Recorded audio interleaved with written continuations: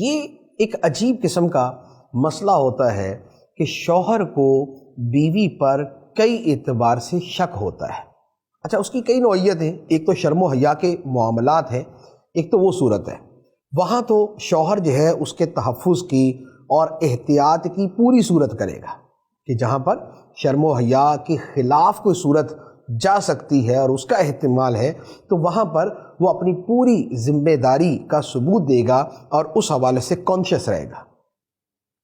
لیکن ایک ہے کہ بیوی کے اوپر یہ شک کرنا کہ بھائی اسے اس کے گھر والے پٹی پڑھاتے ہیں، اس کے ماں باپ اسے ورغلاتے ہیں، اس کے بہن بھائی میرے گھر میں فساد چاہتے ہیں، وہ اسے الٹی سیدھی باتیں سمجھاتے ہیں۔ اگر تو حقیقت ہو تو پھر تو یہ بات کہنے کی ہے، اور جو کرتا ہے وہ حرام کرتا ہے کہ بیوی کو شوہر کے خلاف بھڑکانا، یہ حرام ہے۔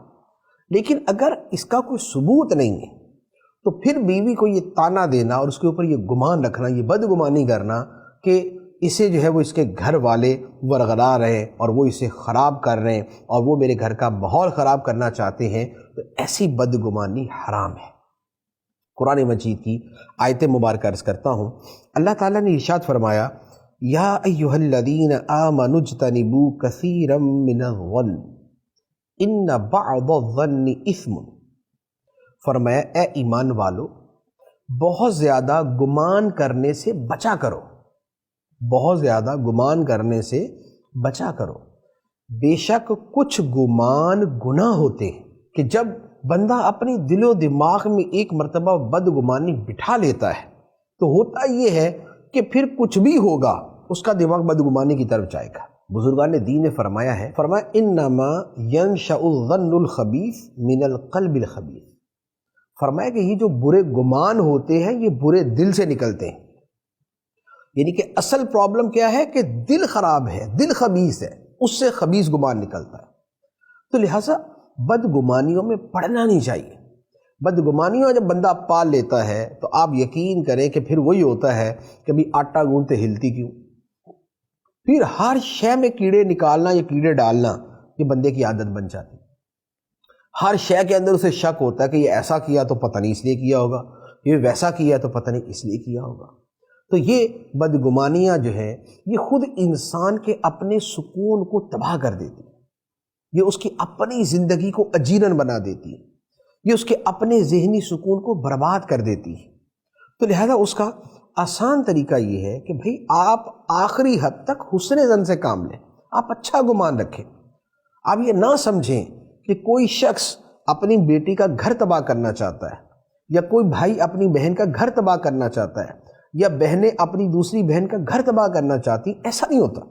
تو لہٰذا اس طرح کے جو گمان ہیں یہ زندگیاں برباد کر دیتے ہیں، اور پھر یہ بدگمانیوں کا سلسلہ جب وسیع ہوتا ہے تو اب کیا ہے، اب نند کو بھابھی پہ شک ہے، ساس کو بہو پہ شک ہے، شوہر کو بیوی پہ شک ہے۔ وہ تو ایک ہی ہے، اس کی نند ہے، اس کی بھابھی ہے، اس کی جو ہے وہ بہو ہے اور اس کی بیوی ہے، اور یہ تینوں مل کر اسے اپنی بدگمانیوں کا نشانہ بنا کے اس کی زندگی کو تباہ کر دیتے ہیں، اس کا ذہنی سکون برباد کر دیتے ہیں، ہر وقت اس کی غیبت میں پڑے رہتے ہیں، اس پر بہتان اور الزام تراشیوں کے گناہ میں پھنسے رہتے ہیں، اور بلا ناغہ شب و روز گناہ کبیرہ کے اندر مرتکب رہتے ہیں۔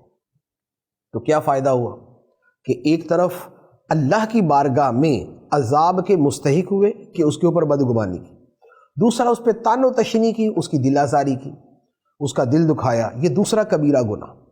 تیسرا یہ ہے کہ اگر الزام تراشی کی اور وہ غلط ہے، یہ بہتان ہے، یہ تیسرا کبیرہ گناہ۔ تو غیبت گناہ کبیرہ، بہتان گناہ کبیرہ، دل آزاری گناہ کبیرہ۔ تو لہٰذا اس کا آسان حل کیا ہے، اب تینوں گناہ کبیرہ سے بھی بچ جائیں گے، گھر کا بھی سکون رہے گا کہ بدگمانیاں نہ پالیں۔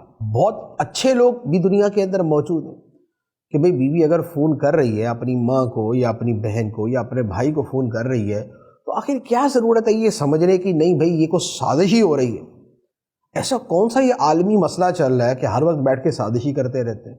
یا کون سا بیوی کا یا اس کے باپ کا ایجنسیوں سے تعلق ہے کہ جناب ان کی کوئی پلاننگ ہی چل رہی ہوتی؟ تو ایسا ہوتا نہیں، ہوتا یہ ہے کہ ہمارے اپنی سوچ کے اندر کہیں کجی ہوتی، ہمارے اپنی سوچ کے اندر کہیں پرابلم ہوتی، اور اس کا نتیجہ اپنا سکون کی بربادی، بیوی کے سکون کی بربادی اور گھروں کی تباہی ہوتی۔ تو اگر اپنا ذہن ہی صاف کر لیں اور ذہن کو پاکیزہ رکھیں اور صاف ستھرا رکھیں اور قلب خبیث سے اپنے آپ کو بچائیں اور ظن خبیث سے بھی خود کو دور رکھیں، تو آپ کا گھر بھی سنورا رہے گا، سدھرا رہے گا، آپ کی دنیا بھی بنے گی، آپ کی آخرت بھی بن جائے گی۔ تو لہٰذا بیوی کا جو دوسرا حق ہے وہ یہ ہے کہ جہاں تک ہو سکے اس کے ساتھ اچھا گمان رکھیں، بدگمانی نہ کریں۔ اس کی پھر بہت سی نوعیتیں ہوتی ہیں۔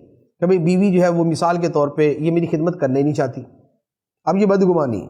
اب بیوی کھانا بھی پکا رہی ہے، وہ برتن بھی دھو رہی ہے، وہ گھر کی صفائی بھی کر رہی ہے، وہ کپڑے بھی دھو رہی ہے، وہ گھر کے سارے کام بھی کر رہی ہے، لیکن پھر بھی دل و دماغ میں یہی بات بیٹھی ہوئی ہے کہ نہیں، یہ میری خدمت کرنا نہیں چاہتی، یہ اوپر اوپر سے کرتی ہے۔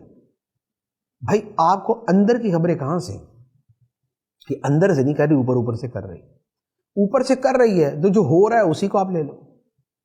اسی طرح اور بہت ساری چیزیں ہوتی ہیں کہ نہیں، یہ اس کا یہ جو رویہ ہے نا یہ اوپر سے ہے، اندر سے نہیں ہے۔